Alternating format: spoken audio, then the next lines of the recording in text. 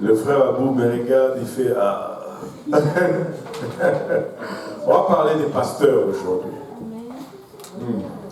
Cette race étrange qu'on appelle pasteur. Alléluia. C'est l'histoire d'un enfant. Le pasteur est allé rendre visite à une famille. Et il est allé là et bon, l'heure pour manger approchait. Et le pasteur ne partait pas. Bon, la dame a préparé la nourriture, elle a mis la table. Et là, comme tu sais, quand le pasteur est là, les parents veulent montrer comment leurs enfants, comment ils vont enseigner leurs enfants. Et là, il dit à l'enfant, prie pour la nourriture. Et l'enfant dit, maman, moi je ne sais pas prier. Il dit, non, prie, comment? Le pasteur est là, il faut que tu pries. Oui, non, je ne sais pas prier. Prie comme maman prie, ok? Et puis là, le petit dit, ok. Seigneur, je ne sais pas pourquoi tu as fait venir cette vieille guenille pour qu'il puisse manger chez nous. Donne-moi maintenant la force de préparer, oh Seigneur.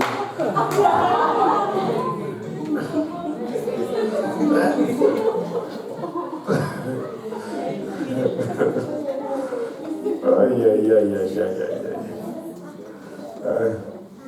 Dans la bouche de ceux qui sont à la mamelle. Alléluia. Le pasteur, ce n'est pas une vieille guenille. Alléluia. Bon. Peut-être que moi je suis une vieille guenille, mais quand un pasteur Abou était une jeune guenille, on peut le dire. Alléluia. Bon, on va lire Ephésiens 4, 11 à 16, et on va parler un peu de certaines choses que nous devons mettre en place. Tu vois, quand les temps de transition arrivent, quand les choses se replacent, il faut révisiter certains points pour être sûr que tout est en perspective. Amen. Ephésiens 4, si on peut se lever pour la lecture de la parole. L'avez-vous trouvé? Si vous l'avez trouvé, dites Amen. Si vous n'avez pas trouvé, suivez à l'écran avec nous. Si l'écran arrive à le trouver, Ephésiens 4, chapitre 4, verset 11. Et il a donné les uns comme apôtres, les autres comme prophètes, les autres comme évangélistes, les autres comme pasteurs et docteurs, pour le perfectionnement des saints, en vue de l'œuvre du ministère et de l'édification du corps de Christ, jusqu'à ce que nous soyons tous parvenus à l'unité de la foi et à la connaissance du Fils de Dieu, à l'état d'homme fait, à la mesure de la stature parfaite de Christ, afin que nous ne soyons plus des enfants flottants et emportés à tout vent de doctrine par la tromperie des hommes, par leur ruse dans les moyens de séduction. Mais que professant la vérité dans la charité, nous croissions à tous égards en celui qui est le chef, Christ. C'est de lui, et grâce à tous les liens de son assistance, que tous les corps bien coordonnés et formant un solide assemblage tire son accroissement selon la force qui convient à chacune de ses parties et s'édifie lui-même dans la charité. Une partie très très puissante, très très importante, surtout pour une jeune église comme la nôtre. Amen. Avec l'aide du Seigneur, nous allons parler sur ces sujets, les autres comme apôtres, comme pasteurs et docteurs. Les autres comme pasteurs. Les autres comme pasteurs. Vous pouvez vous asseoir. Mais non,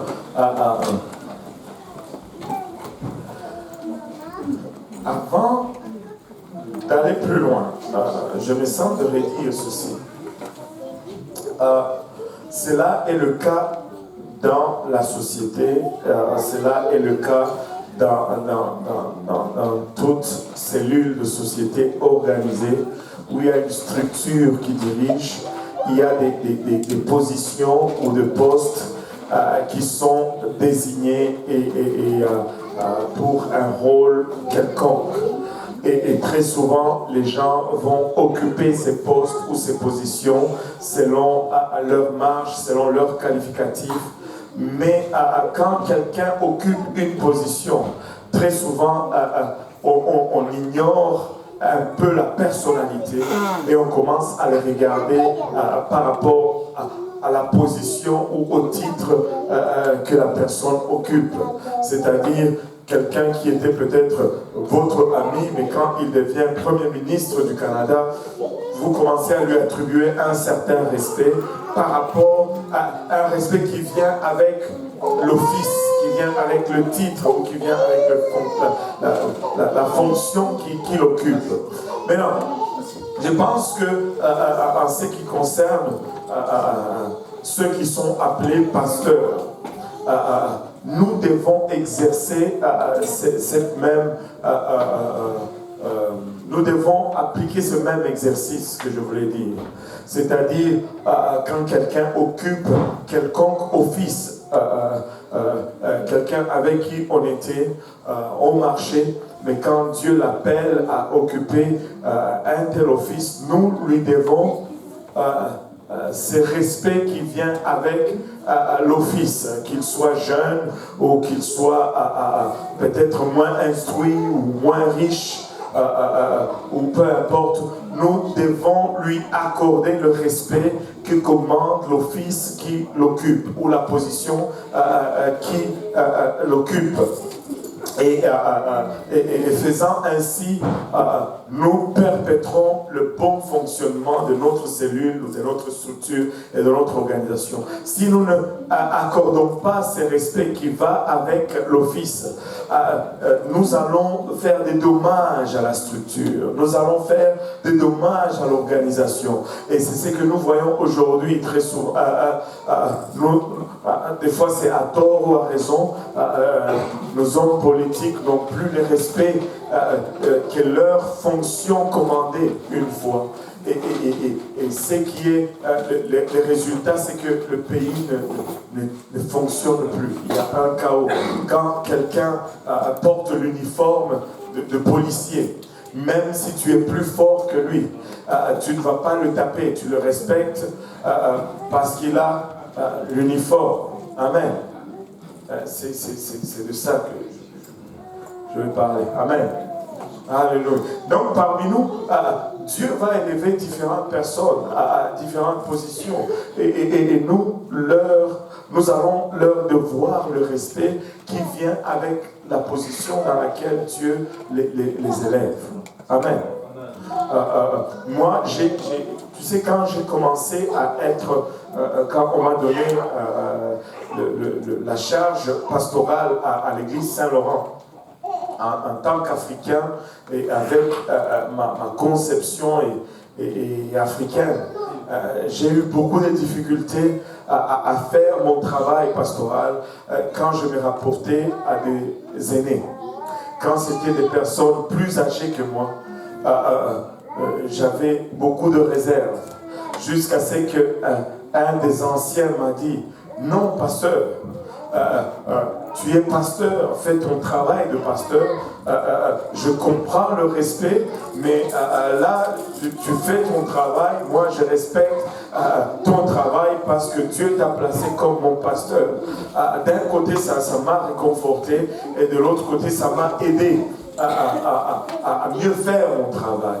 Mais l'autre tendance est aussi souvent observée, c'est que quelqu'un que Dieu a élevé, quelqu'un qui est peut-être venu à l'église après toi, mais que Dieu élève dans cette position, mais au lieu de considérer l'office et de lui donner le respect, tu as tendance plutôt à négliger cela. Mais ça, c'est détrimental. C'est détrimental. Il ne faut pas faire cela. Amen. Si aujourd'hui Dieu élève Samuel comme pasteur à l'église de l'Est, nous lui devons respect comme pasteur. Je vais toujours dans les extrêmes pour que nous... c'est comme ça. C'est ce que je veux dire, en fait. Amen. Amen. Amen. Alléluia. Ne me lâchez pas là. On n'a même pas encore commencé à rentrer dans l'étude. Mais non, le passage que nous avons lu ne donne pas une triple description des tâches pour les 5 ministères. Très souvent, quand nous lisons, et il a donné les uns comme apôtres, les autres comme prophètes, les autres comme évangélistes, les autres comme pasteurs et docteurs, nous nous référons à ça comme étant les 5 ministères. Et c'est vrai. Amen. Allô? Regardez, les 5 doigts. On va se référer beaucoup à la main. Les 5 ministères sont là. Et remarquez, 5 ministères, donc 5 services. Et la main, pas une coïncidence. Quand une partie du corps a mal, les mains sont toujours là pour soigner. Même quand les mains ont mal, c'est les mains qui viennent soigner. Le ministère, c'est servir. Allô? Ah, je veux le ministère. C'est pas pour tenir le micro et crier. Ah! Non, ça c'est pas le ministère. Le ministère, c'est servir. Allô? Bon, maintenant, quand on lit le 12e verset, il dit pour le perfectionnement des saints, en vue de l'œuvre du ministère et de l'édification du corps. Maintenant, cela ne veut pas dire que ce sont les 5 ministères qui font le perfectionnement des saints, qui font l'œuvre du ministère et qui font l'édification du corps de Christ. On a tendance à le lire comme ça. C'est pas tout à fait cela. Parce que ceci voudrait dire que le reste de l'Église s'assoit et ne fait rien, et c'est seulement ceux qui sont dans le ministère qui travaillent. Ça, ce n'est pas une description des tâches pour les 5 ministères. Vu qu'il n'y avait pas de ponctuation dans la langue grecque, le verset 12 doit donc être compris comme suite. Pour le perfectionnement des saints, afin qu'ils, les saints, fassent l'œuvre du ministère.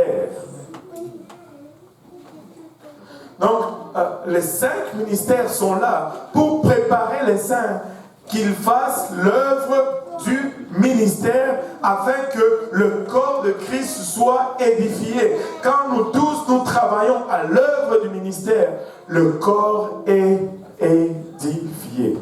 Amen.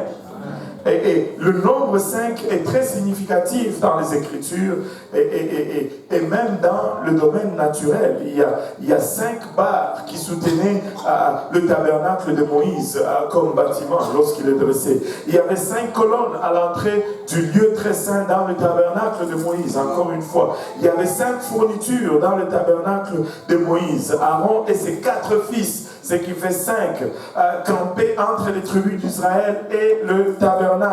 Jésus a utilisé 5 pains pour nourrir une multitude. 5 revient très souvent dans les Écritures, le nuage de la taille. Ça, c'est Pasteur Mautière à qui j'ai entendu s'y référer pour la première fois.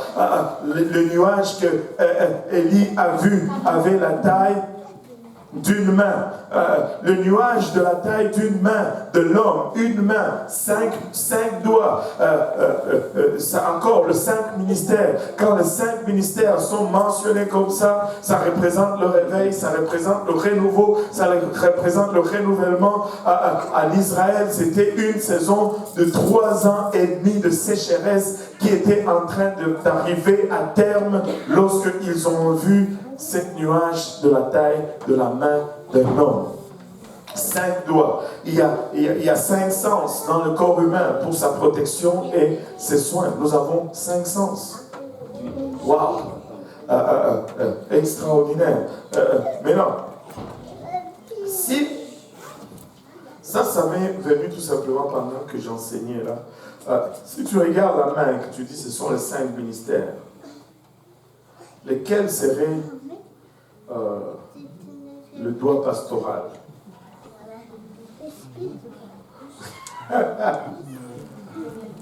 Le pouce, l'index, Qui dit le pouce? Qui dit l'index? Qui dit le majeur? Qui dit l'annulaire? Et qui dit l'auriculaire?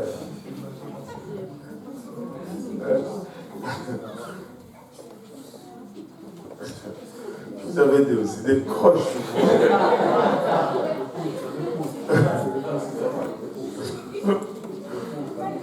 Aïe, aïe, aïe. Bon, anyway. Il y en a qui disent aucun doigt. Il n'y a plus de 6e doigt. Vous dites quoi? Aucun.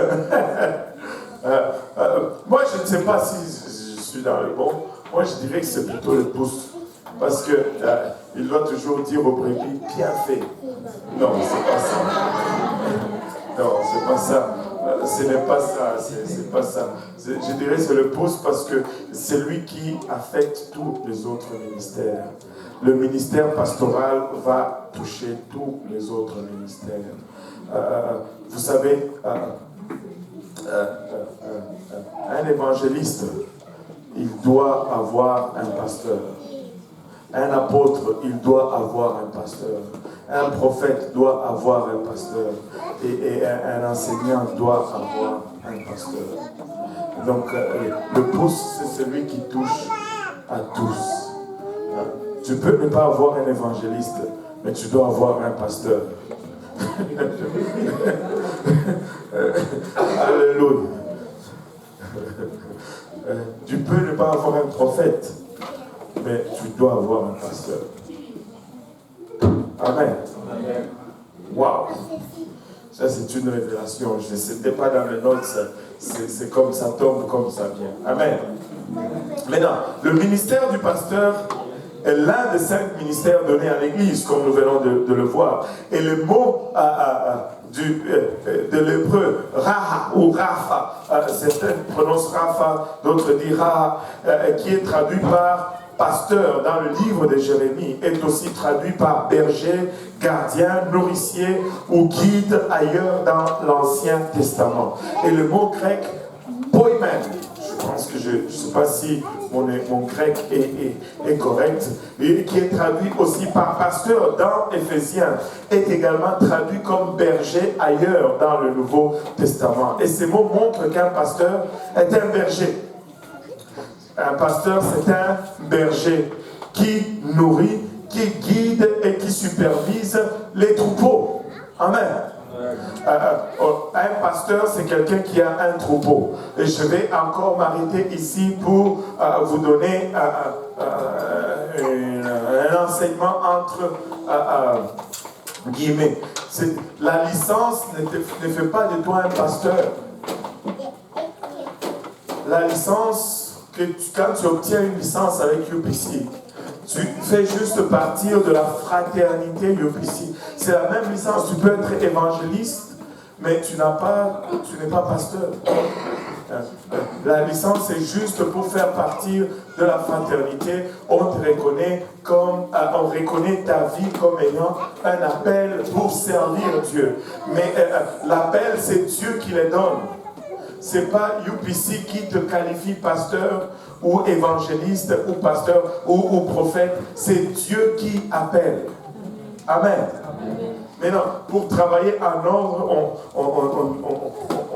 on s'affilie et on a une licence. Mais pour être un pasteur, il faut avoir un troupeau. Si tu n'as pas de troupeau,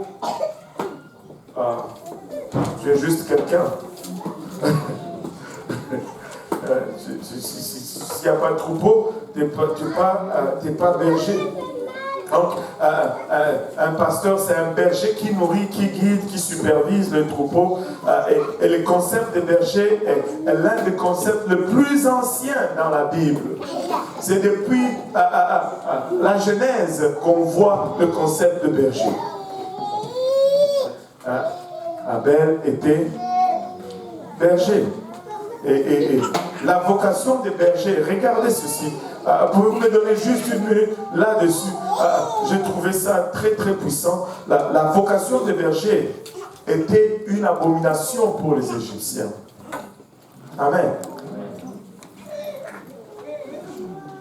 Et tout comme le ministère pastoral est une offense aujourd'hui pour ceux qui sont dans le monde.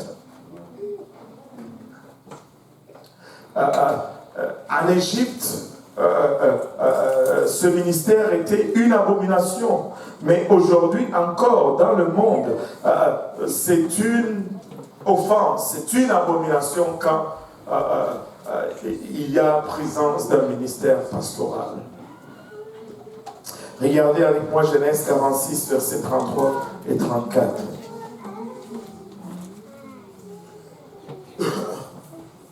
Où est mon lecteur, Mathieu?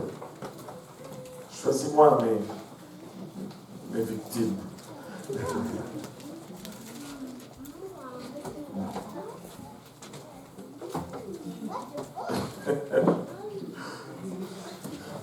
Genèse 46, 33 et 34.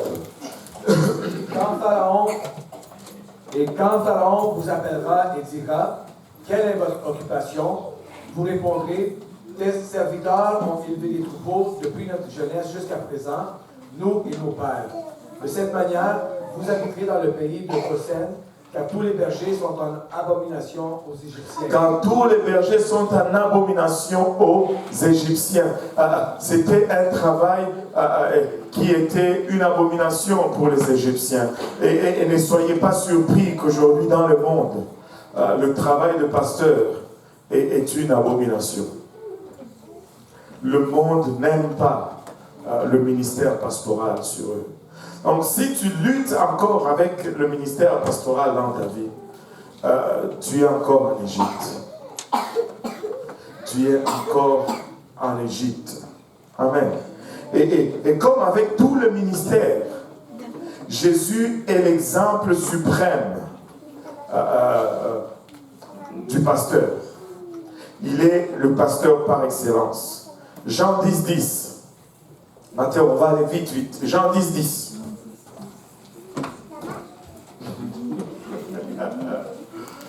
Jean 10, 10.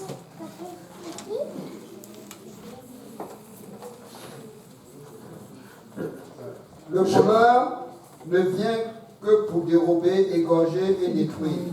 Moi, je suis venu afin que les brebis aient la vie et qu'elles aient dans l'abondance. Mais non, ça c'est l'exemple de Jésus comme étant le bon berger. Il vient pour que les brebis soient en abondance. Hébreux 13, 20. Hébreux 13, 20. Hébreux 13, 20. Oui. Quelqu'un. Hébreux 13, 20. Même ceux qui se cachent, Matthieu, les dénichent. Que le Dieu de paix qui a ramené d'entre les morts le grand pasteur établi par le sang d'une alliance éternelle. Le grand pasteur établi. Par le sang d'une alliance éternelle, notre Seigneur Jésus. Alléluia. Le Seigneur Jésus, il est le grand pasteur des brebis. Le Seigneur Jésus est le grand pasteur. Waouh! Donc si tu as des problèmes avec le ministère pastoral, avec le petit pasteur, imagine-toi le grand pasteur va venir. Ton problème va être encore plus grand. Alléluia. Vraiment, 1 Pierre 5, 4. 1 Pierre 5, 4. 1 Pierre 5, 4. 1 Pierre 5, 4. Et lorsque le souverain pasteur paraîtra, vous obtiendrez la couronne incorruptible de la gloire. Le souverain pasteur, le premier pasteur, et Jésus est le souverain pasteur. Hein? Finalement, on commence à regarder ce travail de pasteur différemment là. Jésus est le souverain pasteur. Regardez, 1 Pierre 2, 5. 1 Pierre 2, 5. 1 Pierre 2, 5.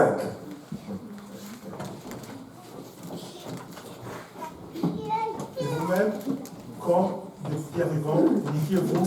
Oh, plutôt 1 Pierre 2, 25, pardon. Pas 5, 25. Pardonnez-moi. Car vous étiez comme des brebis errantes, et maintenant vous êtes retournés vers le pasteur et le gardien de vos âmes. Vers le pasteur et le gardien de vos âmes. Il est notre pasteur, il est aussi notre gardien, le gardien de nos âmes. Waouh! Regardez, celle que nous aimons presque tous, Psaume 23, verset 1. Il est Jéhovah Rapha, ou Ra. Psaume 25, verset 1. De David. 23. Ah, 23. Cantique de David, l'Éternel est mon berger, je ne manquerai pas. L'Éternel est mon berger, il est mon berger et c'est le mot Ra ou mon pasteur et je ne manquerai de rien. Jésus est un modèle de berger pour que tout pasteur puisse imiter le Seigneur. Tout pasteur doit imiter le Seigneur Jésus-Christ. Et dans Jean 10, il nous montre un peu le modèle pastoral. Nous allons lire Jean 10, je vais le lire rapidement, et parce que c'est quand même long, c'est 16 versets. Et il dit, Jean 10 à partir du verset 1, écoutez ceci, en vérité, je vous le dis, celui qui n'entre pas par la porte dans la bergerie, mais qui monte par ailleurs, est un voleur et un brigand. Mais celui qui entre par la porte est le berger des brebis. Le portier lui ouvre et les brebis entendent sa voix. L'appelle par leur nom, les brebis qui lui appartiennent. Et il les conduit dehors. Lorsqu'il a fait sortir toutes ses propres brebis, il marche devant elles et les brebis le suivent parce qu'elles connaissent sa voix. Elles ne suivront point l'étranger, mais elles fuiront loin de lui parce qu'elles ne connaissent pas la voix des étrangers. Jésus leur dit cette parabole, mais ils ne comprirent pas de quoi il leur parlait. Jésus leur dit encore, en vérité, je vous le dis, je suis la porte des brebis. Tous ceux qui sont venus avant moi sont des voleurs et des brigands, mais les brebis ne les ont point écoutés. Je suis la porte, si quelqu'un entre par moi, il sera sauvé. Il entrera, il sortira et il trouvera des pâturages. Le voleur ne vient que pour dérober, égorger et détruire. Moi, je suis venu afin que les brebis aient la vie et qu'elles soient dans l'abondance. Je suis le bon berger. Le bon berger donne sa vie pour ses brebis. Mais le mercenaire qui n'est pas le berger et à qui n'appartient pas le brebis, voit venir le loup, abandonne les brebis et prend la fuite. Et le loup les ravit et les disperse. Le mercenaire s'enfuit parce qu'il est mercenaire et qu'il ne se met point en peine de brebis. Je suis le bon berger, je connais mes brebis et elles me connaissent. Comme le Père me connaît et comme je connais le Père, je donne ma vie pour mes brebis. J'ai encore d'autres brebis qui ne sont pas de cette bergerie. Celles-là, il faut que je les amène. Elles entendront ma voix et il y aura un seul troupeau, un seul berger. Ça, c'est le modèle pastoral. Ça, c'est le modèle pastoral. Maintenant, avant d'étudier tout ceci, regardons un peu les contextes d'où vient cet enseignement.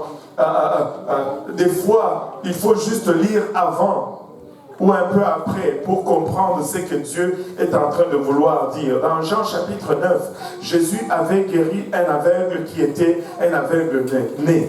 Et à cause de son témoignage, l'homme a été littéralement excommunié, chassé de sa communauté ou chassé de sa bergerie. Il était juif parce que les Juifs ne voulaient rien savoir des enseignements de Jésus. Et lorsqu'ils ont su que c'est le Seigneur Jésus qui l'avait guéri, ils ont commencé à le prendre en mal. C'est très... des fois, c'est tellement triste que c'est comique quand tu lis le chapitre 9, comment cet aveugle qui était un aveugle né, Jésus, on lui demande, est-ce que ce sont ses parents ou lui qui a péché pour qu'il est né aveugle? Qu'est-ce qui s'est passé? Jésus dit, mais c'est pour que la gloire de Dieu soit manifeste. Il crache à terre, il fait une boue, il met sur les yeux de la personne, il dit, va à la piscine de Siloé et lave-toi et tu vas voir. Et il se lave et il revient voyant. Et quand il revient, il ne sait plus qui a fait le miracle parce qu'il était aveugle. Amen. Et là, les Juifs qui le voient, lui disent, mais qu'est-ce qui s'est passé? Est-ce que c'est lui d'abord? Il commence à douter sur son identité. On dit, mais c'est lui. Mais le problème est devenu maintenant parce qu'il avait fait cela le jour du sabbat. savez, il y a tellement d'exemples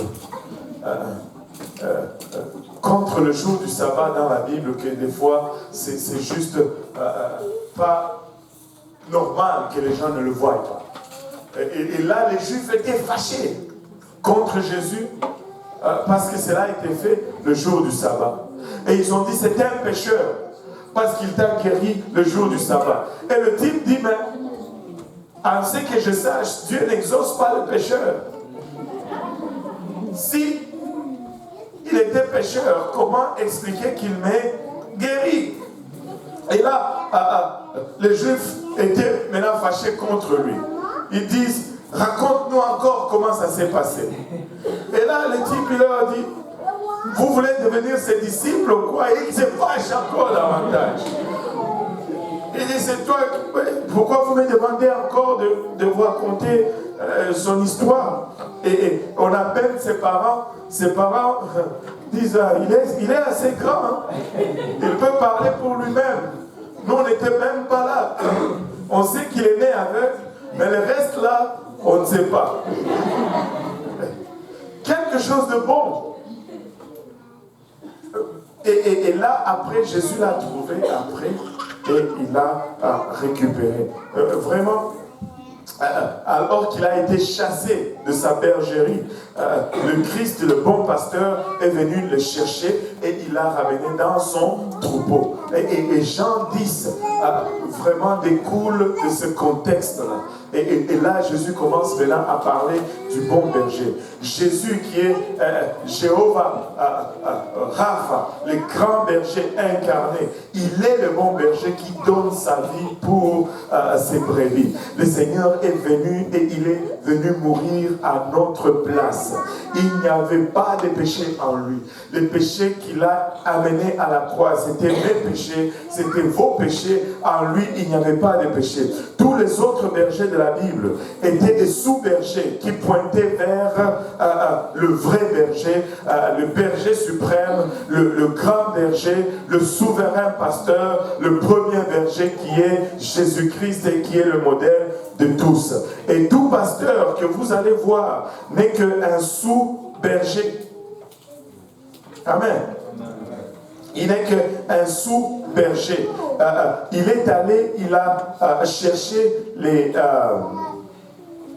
cette brebis qui était perdue et il l'a amenée dans la bergerie. Les Israélites étaient les brebis de Dieu. Mais Jésus parlait des autres brebis qui viendraient dans le troupeau. Mais la bergerie serait encore un seul troupeau, après que les autres brebis viennent d'ailleurs. Et là, Jésus était en train de parler de nous, des gentils ou des païens, de toute autre personne qui est non-juif.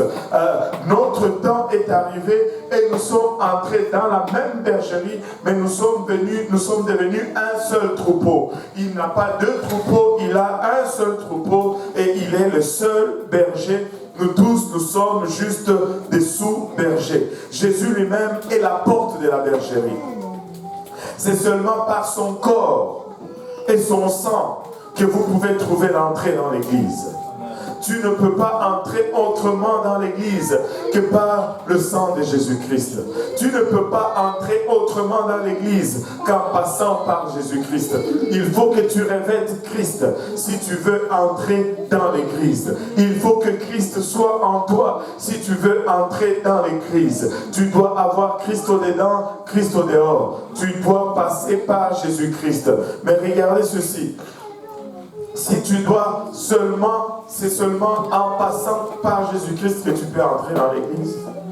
Et c'est aussi seulement en piétinant son sang que tu peux sortir de l'église. Ce n'est que en se moquant de son sang que tu peux sortir de l'église.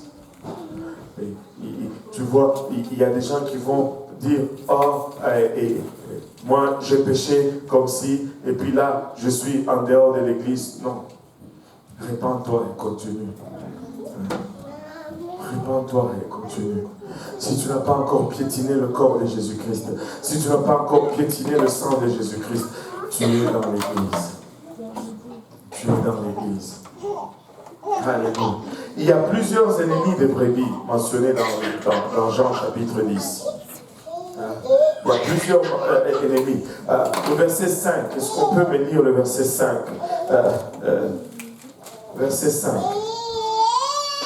Jean 10, verset 5. On va rester dans Jean 10. Vous pouvez juste aller dans Jean 10, comme ça, Matthéo ne va pas vous surprendre. Oui. Verset 5. Elles ne suivront point un étranger, mais elles fuiront loin de lui, parce qu'elles ne connaissent pas la voix des étrangers. Voilà, un ennemi de brebis, ce sont les étrangers. Il dit, les brebis ne reconnaissent pas la voix de l'étranger. Et si elles suivent la voix de l'étranger, elles vont s'égarer. Il ne faut pas écouter la voix de l'étranger. Il ne faut pas écouter des voix étrangères. Frère Yannick, arrête de jouer avec le système de son. Il ne faut pas écouter la voix de l'étranger. Amen. Quand les brebis commencent à écouter la voix de l'étranger, elles s'égarent. Et je n'ai jamais vu quelqu'un qui écoute la voix de l'étranger et qui continue à marcher dans ça. Écoutez, ce n'est pas de contrôle des gens. Moi, je vous dis ce que j'ai besoin de vous dire et puis vous en faites ce que vous voulez faire. Mais personne ne va se perdre et dire que, oh, parce que Pasteur Kaosi ne nous avait pas dit. Non. Non. Mais si tu écoutes, tu te plais à écouter la voix de l'étranger, tu vas être perdu. Tu vas être perdu. Alléluia. La voix de l'étranger. Le premier verset, le 9e verset, le 10e verset. On peut lire le premier verset d'abord. Jean 10, 1.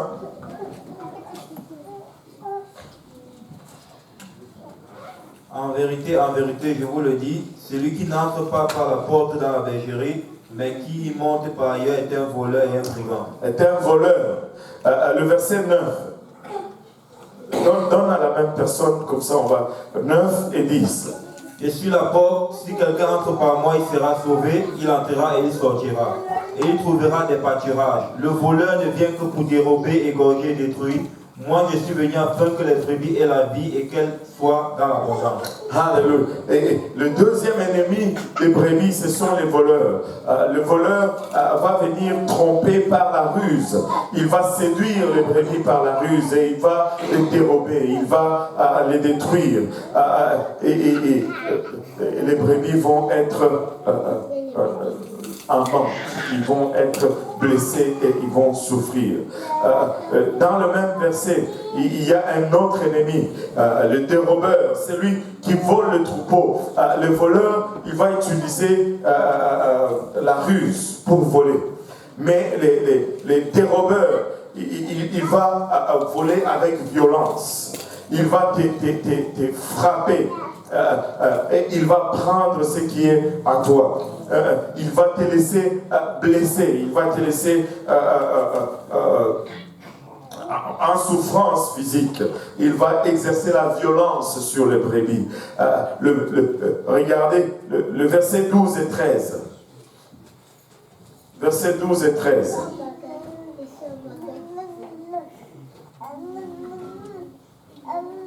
Mais les mercenaires qui n'est pas les bergers et à qui n'appartiennent pas les brebis voient venir le loup.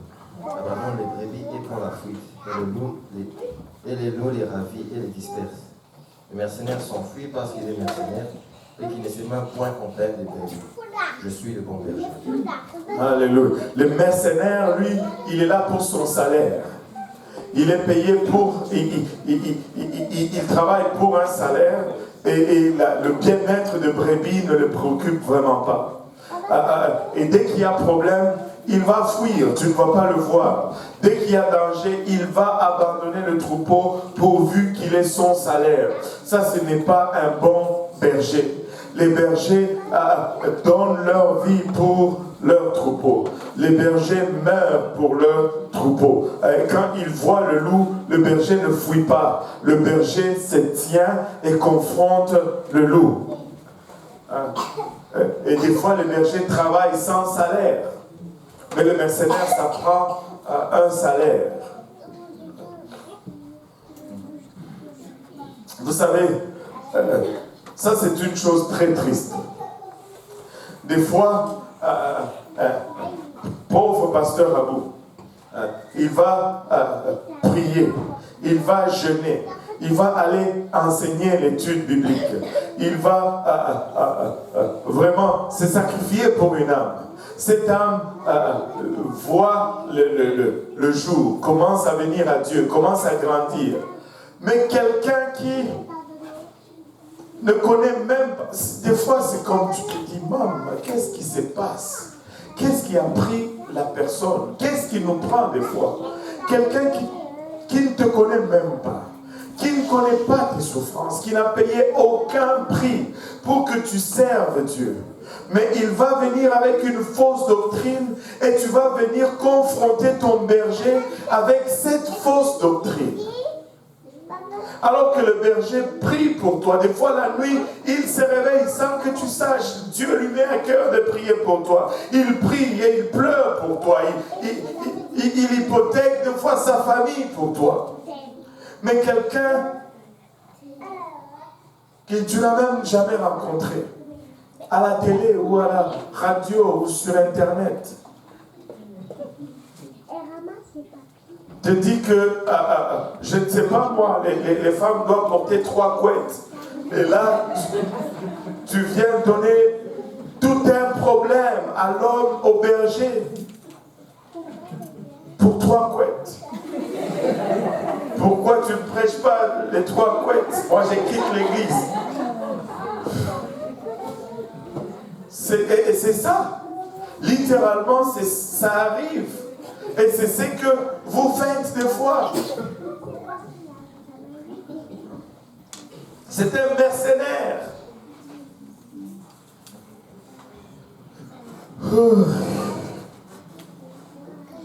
Versets 12 et 13, on l'a lu tout à l'heure, on ne va pas le relire. Le loup, on a mentionné aussi le loup. Le loup, c'est un autre ennemi des brebis. Le loup vient et dévore et disperse le troupeau. Savez-vous que vraiment l'expression du loup revêtu d'une peau d'agneau, c'est Jésus qui l'a prononcé pour la première fois. Matthieu 7, verset 15. C'est l'original.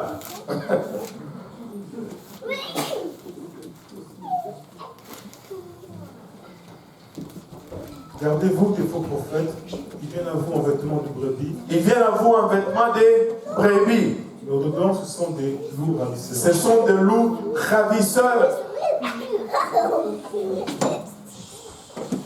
J'ai déjà entendu une fois quelqu'un dire « Oh, Dieu m'a envoyé pour sauver les gens de cette église. » Parce que ils sont dans l'erreur. J'ai été étonné, ma mâchoire a presque cogné le sol. J'ai dit, Montréal, c'est 4 millions de gens. Il y a tellement de gens qui sont perdus dehors. C'est seulement ceux-ci qui sont ici que tu trouves. Waouh! Si tu vas dans les métros, il y a plein de perdus. Dans les bars, il y a plein de perdus. Dans les rues, il y a plein de perdus. Tu vas au marché, il y a plein de perdus. Mais toi, Dieu t'envoie vraiment seulement sur ces perdus ici. Là. Ah là là. C'est des loups. Des loups avec des vêtements de brebis. C'est des loups. Le ministère pastoral est vraiment le ministère de berger.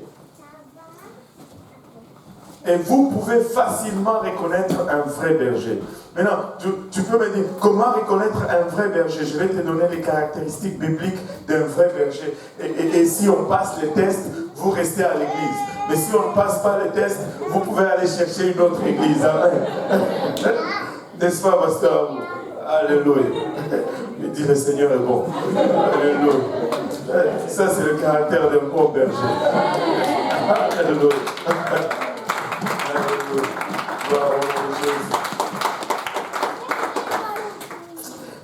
Un pasteur ou un berger sera celui dont les brebis reconnaîtront la voix par un sens spirituel intérieur. Si tu pries moindrement et que le bon berger parle, tu vas reconnaître sa voix. Tu vas reconnaître sa voix. À moins que tu sois encore dans l'Égypte, alors le ministère pastoral sera toujours une offense pour toi. Et il y a de ces gens, peu importe ce que tu prêches, ça va être une offense. Tu peux prêcher l'amour, ils ne vont pas être contents. Tu prêches le pardon, ils ne sont pas contents. Tu prêches la punition et la rétribution, ils ne sont pas contents. Là, tu ne sais plus quoi prêcher. Mais c'est parce qu'ils sont en Égypte. Ils doivent d'abord sortir de l'Égypte. Un pasteur sera sensible vis-à-vis les brebis. Un pasteur ou un berger va avoir compassion de ses brebis. Il va s'asseoir où ses brebis s'assoient. Il va s'identifier avec eux. Moi, quand le Seigneur m'a appelé à ce travail, il m'a dit ceci: si tu n'as pas la même odeur que eux, ce ne sont pas tes brebis. Un pasteur doit être parmi ses brebis. Il passe du temps avec ses brebis. Il s'identifie à ses brebis. Il est sensible à leur situation. Amen. Un berger ou un pasteur appellera ses brebis par leur nom. Qu'est-ce que cela veut dire? Cela ne veut pas dire qu'il est exempt de trous de mémoire. Cela veut dire tout simplement qu'il a un contact personnel avec eux. Amen. Vous savez, je vais vous raconter quelque chose de particulier. Et même j'ai peur en racontant cela. Je ne veux pas que les gens aient des fausses idées. Mais il m'est arrivé déjà à quelques reprises. Quand quelqu'un vraiment allait quitter l'église, avant que cela n'arrive, c'est comme si je vais oublier son nom.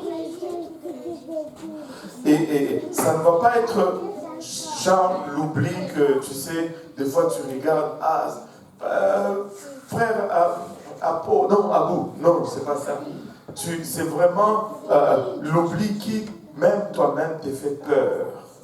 Tu ressens qu'il y a un aspect spirituel en arrière de cela. Et c'est comme si le Seigneur efface littéralement le nom pour un moment. Et tu cherches le nom, tu n'arrives pas à le trouver. Et ça fait peur. Ça fait peur. Un berger connaît ses brebis par leur nom. Et quand ça m'arrive, au sujet de quelqu'un, je m'inquiète. Un berger connaît ses brebis par leur nom. Amen. Un pasteur conduira les brebis dans le pâturage frais de la parole. Un bon berger va toujours te pousser vers Dieu. Amen. Un pasteur va devant les brebis comme un dirigeant, comme un leader. Ils sont heureux de le suivre. Il dit, nous allons faire ça, ils suivent. Nous allons faire ça, ils suivent. Quoique des fois, j'ai lu quelque part que si le pasteur doit changer le piano de place dans l'église, il doit le faire 1 pouce par dimanche.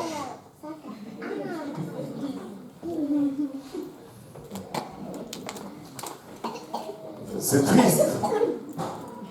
C'est triste parce que s'il dit déplaçons cela, il y aura toujours quelqu'un qui va avoir une opinion contraire au pasteur. Alors, pour éviter le problème, il le bouge un pouce à chaque dimanche. Et avant qu'il ne s'en rende compte, il est déjà là. Ah!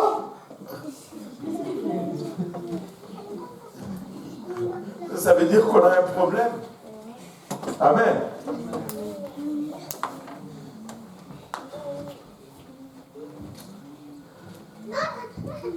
Un pasteur va devant les brebis comme un leader et ils sont heureux de le suivre. Ils savent qu'il ne les égare pas parce que le pasteur mène par l'exemple dans l'attitude. Amen. Dans l'attitude, dans les paroles et dans le mode de vie. Alléluia.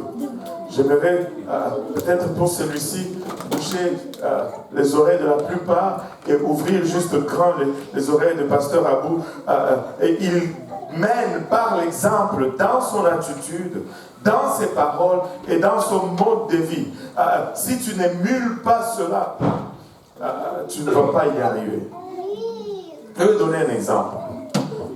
Ça, ce n'est pas pour justifier certaines choses. Mais une fois que nous avons atteint la maturité, nous sommes supposés faire ce que nous sommes supposés faire, même si cela n'est pas là. Quand on était encore petit à Saint-Laurent, il y a beaucoup de choses qu'on a mis en place, qu'on n'a pas eu besoin d'enseigner, mais qu'on a tout simplement fait et les gens ont commencé à faire.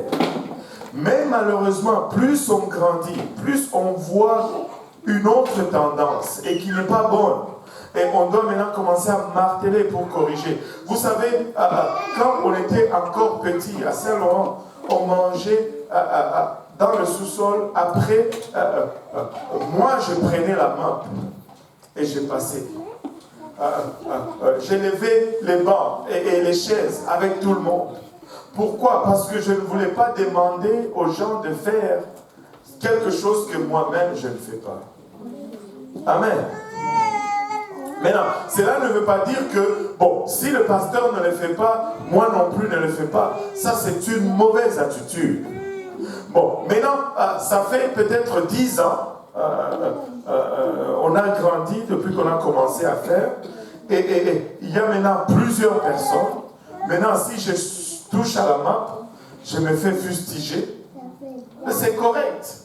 Et j'ai autre chose à faire.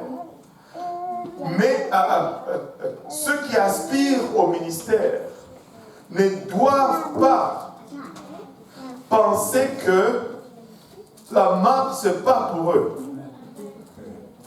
Ils ne doivent pas penser, parce que tu vois un pasteur qui est là, ça fait 30 ans. Et toi, tu veux arriver là où il est dans 2 ans. Ça ne marche pas. Et ça, c'est le problème de notre société aujourd'hui. Tu vois, on a des directeurs de 25 ans, directeurs dans une compagnie. Ça n'existait pas il y a un temps. Et c'est pourquoi ça fonctionnait. Dans ce temps-là, il fallait que tu aies des cheveux blancs pour que tu aspires à la direction. Parce qu'on voulait que tu apprennes et avec la... Mais aujourd'hui, on les sort de l'université, boum, il est chef du département. Il ne connaît rien. Aucune expérience de vie. Il a certes la technologie, mais ce n'est pas tout ce que ça prend pour performer. Il y a cette interaction humaine. Mais non, ne regarde pas Pasteur Graham et dit, oh, parce que lui, il va seulement au bureau le matin. Hey, il a soulevé des sofas des saints. Il a déménagé. Les saints ont dormi chez lui, mais il est arrivé à un moment où le Seigneur lui donne un peu de repos pendant qu'il continue de travailler. Maintenant, toi, ne le regarde pas pour dire, ok, c'est ça la vie pastorale, moi aussi c'est à ça que j'aspire. Prends le balai. Commence par le balai. Commence, sinon tu ne vas pas t'en sortir. Tu ne vas pas t'en sortir. Amen. Mais même si vous n'êtes pas d'accord, battons nos mains pour cette parole.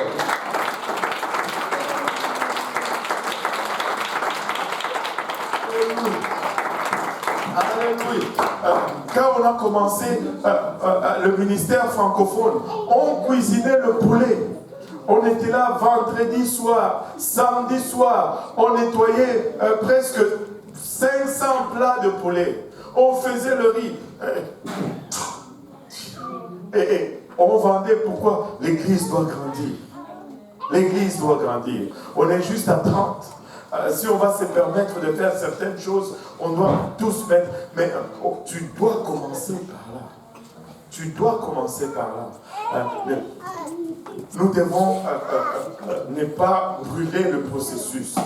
Non, le pasteur doit mener par l'exemple. Si tu aspires au ministère pastoral, il faut que tu commences là où tu dois commencer. Ne regarde pas pasteur Benji, pasteur Graham et dis, bon, c'est ça le ministère pastoral. Oh mon Dieu. Ce n'est pas ça. Ça ne se fait pas comme ça. Un pasteur gouverne les brebis avec amour. Allô?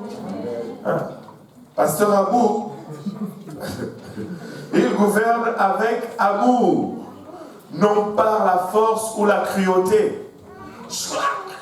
C'est moi le pasteur ici. Non, non, non, non, non.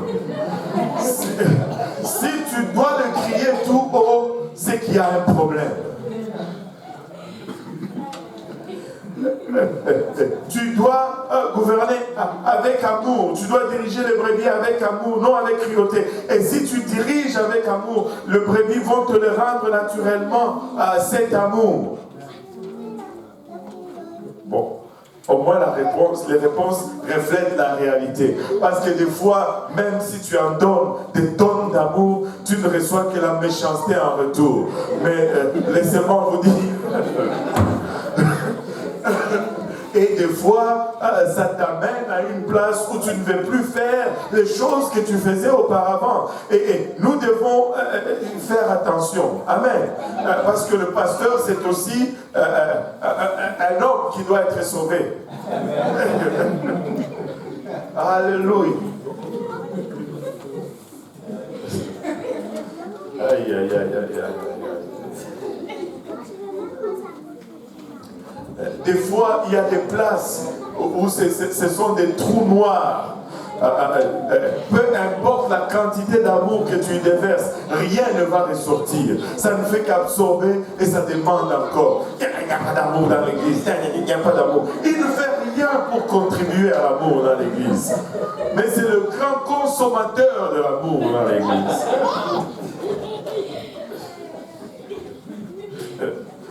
Aïe, aïe, aïe. Aide-nous, Seigneur.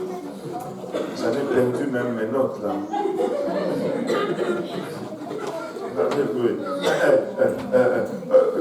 Ok, cela n'est pas l'excuse pour le pasteur. Écoutez, on va le lire probablement à la fin. Est-ce que j'ai ce passage? Je n'ai pas ce passage. Mais on va le lire, ça me revient. Jean chapitre 21. Quand je faisais l'étude hier, je suis tombé sur cela. Jean chapitre 21, je pense le verset, je ne sais plus, 18 ou 20, quelque chose. Donne-moi d'abord le verset 18.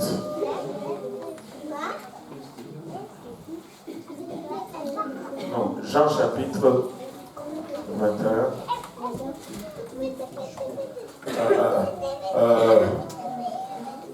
Non, donne-moi le verset 16. 15. Après qu'ils eurent mangé, Jésus dit à Simon Pierre, Simon, fils de Jonas, m'aimes-tu plus que de même ceci? Il lui répondit, oui Seigneur, tu sais que je t'aime. Jésus lui dit, paie mes agneaux. Et puis au verset 16, il lui dit une seconde fois, Simon, fils de Jonas, m'aimes-tu? Pierre lui répondit, oui Seigneur, tu sais que je t'aime. Jésus dit, paie mes brebis. Troisième fois, verset 17, il lui dit pour la troisième fois, Simon, fils de Jonas, m'aimes-tu? Pierre fut attristé de ce qu'il lui avait dit. Pour la troisième fois, m'aimes-tu? Il lui répondit, Seigneur, tu sais toutes choses. Tu sais que je t'aime. Jésus lui dit, paie mes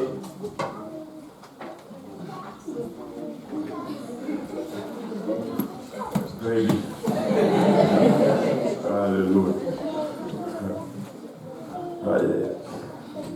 Bon, maintenant, je sais que nous avons fait des études, nous avons déjà fait la motologie, comme on dit, l'étude des mots sur cela. Nous avons fait la motologie en profondeur. Nous avons vu que quand il dit M, c'est agapé, et puis filio, et machin, et Pierre, le Saint-Esprit, et toute l'équipe, c'est bon. Et tout cela, c'est bon. Mais il y a une autre chose que nous devons voir là-dedans. Le Seigneur lui dit, m'aimes-tu? Il dit, oui, je t'aime, Seigneur. Alors, paie mes brebis. M'aimes-tu? Paie mes brebis. Tu vas paître le brebis du Seigneur parce que tu aimes le Seigneur. Tu ne paies pas le brebis du Seigneur parce que le brebis t'aime. C'est qu'il t'aime ou qu'il ne t'aime pas, ça n'a rien à voir. Bon, que le Seigneur t'aide, qu'il t'envoie quelques-unes qui t'aiment et qu'il te montre cet amour parce que tu en as toujours besoin pour être encouragé à avancer. Mais ce n'est pas la condition pour paître les troupeaux du Seigneur. La condition pour paître les troupeaux du Seigneur, c'est de baser cela sur l'amour que tu as du Seigneur lui-même. Et c'est la seule façon que tu vas t'en sortir. Paie le brebis parce que tu aimes Dieu.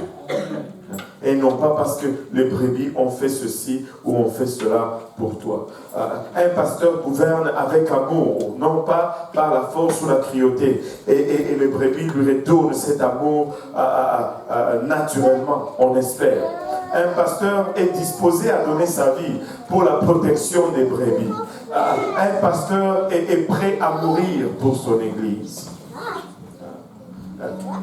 Tu dois être prêt à donner ta vie pour l'église. Et au fait, tu donnes ta vie pour l'église. Et quand tu rentres dans ce ministère, ta vie est finie. Tu n'as plus de vie. Au fait, quand tu y rentres, il faut y rentrer avec ta famille parce que c'est la seule façon de te retrouver parce qu'il n'y a plus, tu donnes ta vie pour les brebis. Un pasteur est disposé à rester avec les brebis quand il voit le loup venir.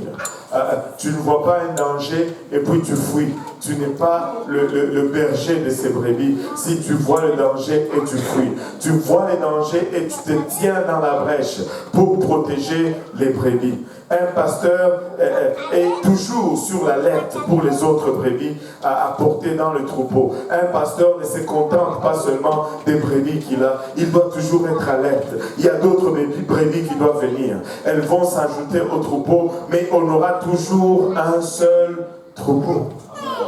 On aura toujours un seul troupeau. Maintenant, un pasteur reconnaît qu'il n'y a qu'un troupeau. Alléluia. Un pasteur doit reconnaître qu'il n'y a qu'un seul troupeau et que son troupeau fait partir de ce troupeau-là. Il n'y a qu'une seule église, frères et sœurs. Et l'église est universelle. Amen. Un pasteur reconnaît plutôt que les brebis ne sont pas vraiment à lui. Mais il appartient au grand berger. Le brebis appartient au berger en chef. Quand tu établis cela dans ta marche dans ton ministère, tu arrives à réaliser que les brebis ne sont pas à toi. Tu fais un meilleur travail. En fait, tu pleures moins.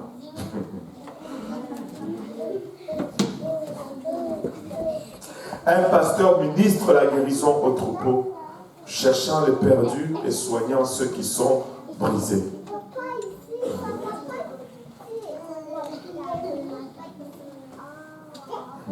Cette partie, vous n'aimez pas beaucoup, mais voilà. Un pasteur utilise la houlette pour la correction et le bâton pour la direction pour conduire ses brebis.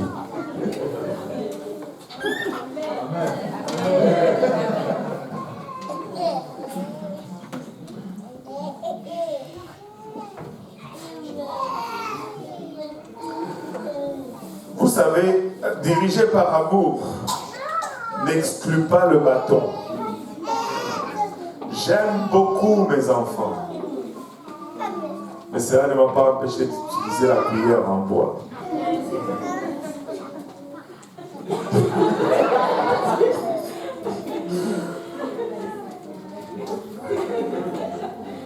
Cela ne diminue en rien l'amour que j'ai. Par contre, ça ne fait que l'exprimer.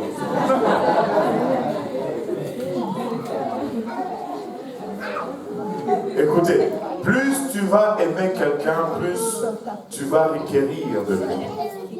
Plus tu vas exiger de sa part. Je ne sais pas pour vous, mais pour moi, c'est la simple logique. Si tu n'aimes pas quelqu'un, tu vas lui demander moins, tu vas l'exiger moins. Mais si tu aimes vraiment quelqu'un, tu vas être rigoureux avec la personne. Tu vas toujours t'attendre au meilleur. Tu vas être exigeant. Tu ne vas pas être exigeant avec les enfants du voisin. S'ils jouent dehors, qu'ils jouent dehors. Mais tes enfants, si c'est l'heure du devoir, vous rentrez dedans, vous faites les devoirs, arrêtez le Nintendo. Pourquoi? Parce que tu les aimes. Mais très souvent, quand on exerce cette rigueur, les gens y voient une expression de manque d'amour. Non, ce n'est pas un manque d'amour. Justement, si on ne vous corrige pas, c'est qu'on ne vous aime pas. Amen. Et de l'autre côté, si tu n'acceptes pas la correction, c'est que tu n'acceptes pas que celui-là, c'est ton pasteur.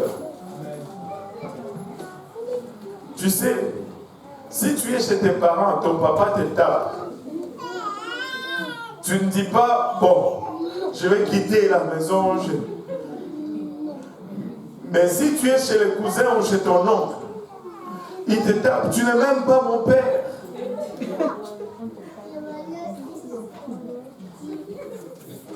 Maintenant, si je sors le bâton et que tu ne l'acceptes pas, ça me dit tout